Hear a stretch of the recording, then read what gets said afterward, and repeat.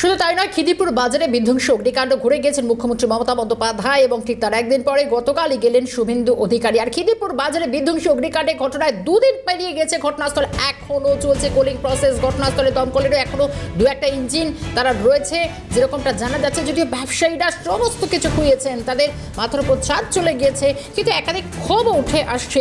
শুধু তাই না, ক্ষতিগ্রস্ত ব্যবসায়ীদের পাশে থাকা বার্তা যেমন দিয়ে গেছেন মুখ্যমন্ত্রী মমতা বন্দ্যোপাধ্যায়, অন্যদিকে ব্যবসায়ীরা কেউ কেউ এখনো ক্ষোভে ফুঁসছেন।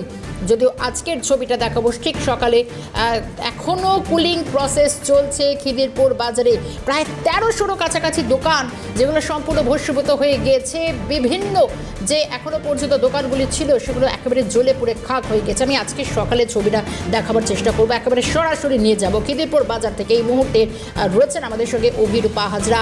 অভিরূপা, একটুখানি জানার চেষ্টা করবো, ঘটনা দুটো দিন পার হয়ে গেছে, মুখ্যমন্ত্রী এসেছেন, শুধু তারা গতকাল শুভেন্দু অধিকারী এসেছেন, কিন্তু তার মধ্যে যারা ব্যবসায়ীরা যারা সর্বস্ব খুইয়েছেন তাদের মাথা ছাদ চলে গেছে। এখনো ধিকি ধিকি আগুন জ্বলছে এই বাজারের অবস্থা, এখনো কুলিং প্রসেস চলছে। কি দেখছো তুমি সেখানে দাঁড়িয়ে?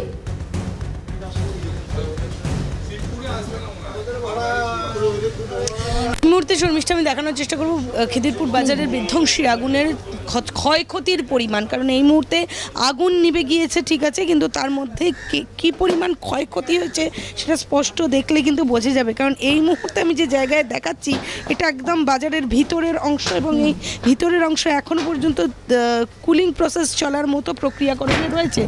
আমার ক্যামেরা পার্সন যেখানে দেখাচ্ছে সেখানে কিন্তু অলরেডি ধোঁয়া বেরোচ্ছে, তুমি দেখতে পাচ্ছ যে এই জায়গাগুলোতে ধোঁয়া রয়েছে। কিন্তু যারা ব্যবসায়ীরা রয়েছেন তারা তাদের শেষ সম্বলটুকু নিতে এই পকেট ফায়ারের মধ্যেই তারা খুঁজছে বেড়াচ্ছেন, যদি শেষ সম্বলটুকু কোনোভাবে বাঁচানো যায়, বা সেক্ষেত্রে সিন্দুক থেকে শুরু করে যে মূল্যবান জিনিসপত্র ছিল সেগুলো কোনোভাবে বেঁচেছে কিনা সেগুলো খুঁজতেই কিন্তু যত্রতত্র ঢুকে পড়ছেন ব্যবসায়ীরা। সেটাকে আটকাতে পুলিশ বাইরে মোতায়েন করা রয়েছে।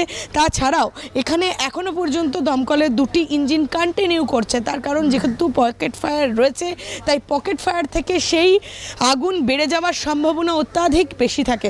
আর সেই কারণেই এই পকেট ফায়ার যতক্ষণ না পর্যন্ত কুলিং প্রসেস করে একদম নর্মাল হচ্ছে ততক্ষণ পর্যন্ত দমকলের ইঞ্জিন থাকবে বলেই দমকল সূত্রের খবর। এবং আমি বাজারটার পুরো ভেতরটা দেখানোর চেষ্টা করবো। একে বৃষ্টি পড়ছে, গতকাল সারাদিন বৃষ্টি পড়েছে, তারপরেও কিন্তু এই পকেট ফায়ার থেকে ঘন ঘন আগুন তুমি দেখতে পাচ্ছ যে জ্বলছে, এবং সেই ধোঁয়া কিন্তু এই মুহূর্তে বেরোচ্ছে। অর্থাৎ ভিতরে এখনও ঘন আগুন রয়েছে, যেগুলোকে পকেট ফায়ার বলি আমরা, সেই পকেট ফায়ার কিন্তু রয়েছে।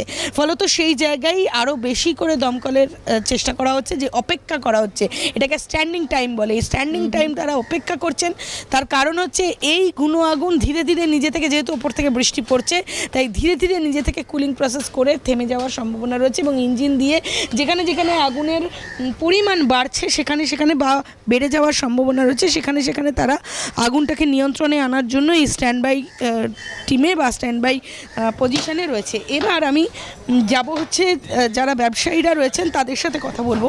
যারা ব্যবসায়ীরা রয়েছেন তারা অলরেডি এখানে উপস্থিত রয়েছেন এবং শেষ সম্বলটুকু বাঁচানোর জন্য আমি কথা বলবো। আপনার কি এখানে ব্যবসা ছিল? হ্যাঁ ছিল। কিসের ব্যবসা ছিল? আমরা পান দোকান। তো এই যে পুড়ে গেল, এই মুহূর্তে এখন কি সিদ্ধান্ত নিয়েছেন? মুখ্যমন্ত্রী তো বলেছেন ক্ষতিপূরণের কথা। মুখ্যমন্ত্রী কি বললো যে বড় দোকানে 1 লাখ টাকা দিয়ে যাবে, আর ছোট দোকান 50,000। কিন্তু সেটাতে কি আপনার কোটি কোটি টাকা নষ্ট হয়ে গেছে। সেটাতে একটা খুশি বা না, একটা শটারেও হলো না, আর শটার দাম তো 1 লাখ লাগবে। এখনো পর্যন্ত ইলেকট্রিসিটি তো আসবে না। না না, ইলেকট্রিক নেই, কিছু নেই।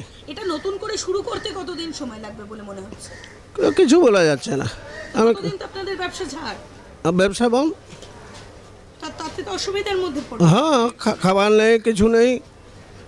এরকম রোজ সকালে এসে বসে, হ্যাঁ বাস, সকাল থেকে বসি, সন্ধ্যাবেলায় চলে যাই আর কি। মানে এই দোকানটুকু বাঁচানোর। হ্যাঁ হ্যাঁ। এই যে আপনাদের বন্ধুদের যাদের দোকানপত্র ছিল, আপনাদের পরিচিতদের দোকান ছিল, কিরকম ক্ষয়ক্ষতি হয়েছে? অনেক লাখ লাখ টাকা, কোটি কোটি টাকা চলে গেছে। তো এই ভিতরে কয়েক হাজার দোকান ছিল। হ্যাঁ, অনেক দোকান ছিল। সেই দোকান যে পুড়ে গিয়েছে এই মুহূর্তে, এবং তাদের শেষ সম্বলটুকু খুঁজতে আমি দেখলাম কিছু ব্যবসায়ী ভিতরে ঢুকেছেন। তো তাদের তো জীবনের রিস্ক নিয়ে ঢুকছে। হ্যাঁ হ্যাঁ, জীবনের রিস্ক নিয়ে কী করবে, দেখছে কি কিছু আছে কি না, এরা চেকিং করছে আর কি। একেবারেই। আমি একটু জিজ্ঞাসা করবো এই মুহূর্তে আগুনের কি অবস্থা? আমাদের এই সিনিয়র অফিসার বলুন, আগুন কি নিভে গেছে? নিভে গেছে। কুলিং প্রসেস চলছে? অফিসারে জিজ্ঞেস করুন। কুলিং প্রসেস চলছে এই মুহূর্তে। আমি একটু জিজ্ঞাসা করব ব্যবসায়ীদের, কি মনে হচ্ছে কিছু বাঁচানো সম্ভব?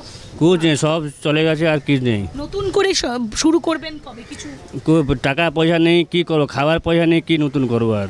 তো এই ভাবনা চিন্তার মধ্যে কিছু মানে এই বাজারটাকে আবার নতুন করে তৈরি করা বা এই ব্যবসাটাকে নতুন করে আবার শুরু করা, এটা নিয়ে কি ভাবনা চিন্তা রয়েছে? ব্যবসায়ী কমিটির সাথে কথা বলছেন? হ্যাঁ, কমিটি বলবে কি হবে না হবে, ওই হলে তারপর যা হবে। তো সেই কমিটির মিটিং কি হয়েছে ইতিমধ্যে? কাল হইছিল, আজকে হবে। এখনো কি সিদ্ধান্ত হয়েছে? কিছু হয়নি, আজকে ফাইনাল হবে কি হবে না হবে। তো এই প্লাস্টিক দিয়ে কি আবার নতুন করে শুরু করবেন? প্লাস্টিক হ্যাঁ, প্লাস্টিক দিয়ে কি করবে, ফাইনাল এলে যা হবে। অভিরূপা, একটু তাদের সঙ্গে কথা এখনো বলো, পর্যন্ত বাজার কারণ কমিটি- মমতা বন্দ্যোপাধ্যায় তো নিজে ঘুরে গিয়েছেন, কথা বলেছেন এবং বিকল্প জায়গায় একটা আপৎকালীন পরিস্থিতিতে দোকান ঘর করে দেওয়ার কথা বলেছেন। কিন্তু ব্যবসায়ীদের গত দুদিন ধরে দেখা যাচ্ছে তাদের কোথাও একটা মনে যেন সন্তোষ নেই। তাহলে কি তারা সবটা খুইয়ে এখনো আশ্বস্ত হতে পারছেন না?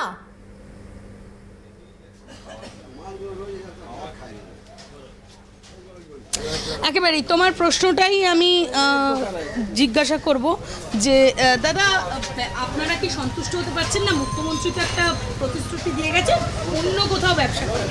তো অন্য আমার এখান ছেড়ে কোথায় যাবো? আর বলুন, আমার এখান ছেড়ে কোথায় যাবো? অন্য জায়গায় গেলে আমাদের এইখানে খাবার, এখানে তো আর কোথায় যাবো আর, বাড়ি আছে না, কোথায় কি আছে, আমি যাবো আর কোথায়? না, মুখ্যমন্ত্রী তো বলছেন আলাদা একটি জায়গায় স্থানান্তরিত করানোর জন্য, আপনাদের নিয়ে যাওয়ার জন্য। তো ব্যবসাটাকে পুরোটা নিয়ে যাওয়ার ও কোথায় নিয়ে যাবে, কোথায় ফেলে দেবে, কোনো গ্যারেন্টি আছে? কোথায় যে জঙ্গল নিয়ে ফেলে দেবে, ওখানে কি ব্যবসায় হবে? এইখানে এমনি ব্যবসায় হতো, লোক খাতো ওখানে কি হবে? এটা একদম মার্কেট এরিয়া এবং জায়গাটা কিন্তু অত্যন্ত ঘিঞ্জি এবং স্বাভাবিকভাবেই স্থানীয় বাসিন্দাদের এটা সবথেকে বড় বাজার। বড় বাজার, সব থেকে বড় বাজার এটা।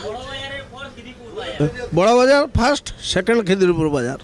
বড় বাজারের পর খিদিরপুর বাজার, তার মানে এর গুরুত্ব অত্যাধিক বেশি। এবং এই দোকানগুলি যেগুলো পুড়ে গিয়েছে সেগুলো প্রচুর জিনিসপত্র বিক্রি হতো এবং প্রচুর মানুষ আসতেন যারা এখান থেকে বাজার করে নিয়ে যেতেন। অনেকে পাইকারিও ব্যবসা করতেন, তাই তো? পাইকারি হয়, রিটেলও হয়, সব মিলিয়ে সব পুরো সব। তার মানে এটা এত বড় মার্কেট, এটা যদি অন্যত্র সরিয়ে নিয়ে যাওয়া হয় তাতে কি আপনারা রাজি আছেন? খরিদ্দার কি ওখানে যাবে? এখান থেকে চারদিকে থেকে খরিদ্দার আসছিল, যেখানে দেবে ওখানে কি খরিদ্দার যাবে? খালি বসে থাকতে হবে। একেবারেই তারা চিন্তা ভাবনা করছেন যে খদ্দেররা অত দূর যাবেন কিনা, যেখানেই পাঠানো হোক না কেন, কারণ আশেপাশে কোনো বড় মার্কেট করার মতো জায়গা কি রয়েছে? ওটা আমি বলতে পারবো না। একেবারেই অভিরূপা, মমতা বন্দ্যোপাধ্যায় বা মুখ্যমন্ত্রী ঘুরে গিয়েছেন, তিনি যেরকম আপৎকালীন পরিস্থিতিতে অন্যত্র বিকল্প ব্যবস্থার কথা বলছেন, কিন্তু কোথাও এখানেই যেন আশ্বাসে সন্তুষ্ট হতে পারছে না ব্যবসায়ীদের একাংশ। এবং এখনও যে আপডেট আমরা দেখতে পাচ্ছি অভিরূপা, তুমি যে ছবি তুলে ধরছো, কুলিং প্রসেস চলছে, এখনও ধিকি একটা আগুন বা ধোঁয়া উঠতে দেখা যাচ্ছে। অভিরূপা, আপাতভাবে তোমায় ধন্যবাদ জানাবো, পরবর্তী আরও আপডেট নেব। অভিরূপা ছিলেন আমাদের সঙ্গে, অভিরূপা হাজরা। কিন্তু এই হচ্ছে পরিস্থিতি, কারণ খিদিরপুরের বাজারের যে অগ্নিকাণ্ডের পরিস্থিতি, এখনও পর্যন্ত দমকলের একটা দুটো ইঞ্জিন স্ট্যান্ড বাই রয়েছে, কারণ আগুন কোথাও ধিকি জ্বলছে। সামগ্রিক ছবিটা একেবারে খিদিরপুর বাজারের আজ, এবং এত কিছু হারিয়েও সব কিছু সহায় সম্বলহীন অবস্থায় ব্যবসায়ীরা।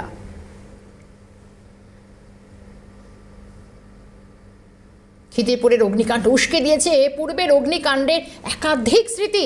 অগ্নিকাণ্ডের সে ঘটনা থেকে শিক্ষা নিয়ে, বিশেষ করে নন্দরাম